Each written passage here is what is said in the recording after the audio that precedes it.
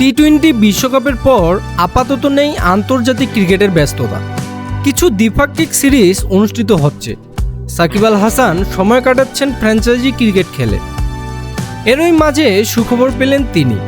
আইসিসির হালনাগাদকৃত সর্বশেষ র্যাঙ্কিংয়ে তিনি এগিয়েছেন ওয়ানডে ও টি-20 দুই ফরম্যাটে। সেই সাথে ধরে রেখেছেন সাদা পোশাকে আগের অবস্থান।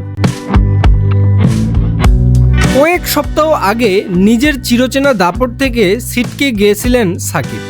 12 বছরের ইতিহাসে প্রথমবারের মতো সেরা 5-এর বাইরে চলে গিয়েছিলেন টাইগার অলরাউন্ডার।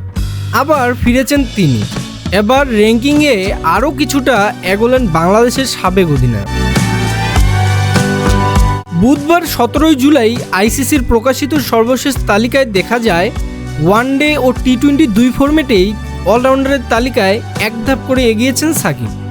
206 রেটিং পয়েন্ট নিয়ে টি-20তে এখন তার অবস্থান চতুর্থ। তার ওপরে আছেন জিম্বাবুয়ের সিকান্দার রাজা, অস্ট্রেলিয়ার মার্কাস স্টোইনিস ও শ্রীলঙ্কার ওয়ানিন্দু হাসারাঙ্গা।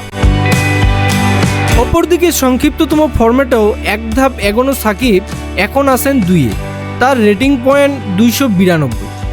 320 রেটিং পয়েন্ট নিয়ে তালিকায় সবার প্রথম নামটি আফগানিস্তান তারকা মোহাম্মদ নাবির। তালিকায় সাকিবের পরের অবস্থানে রয়েছেন সিকান্দার রাজা।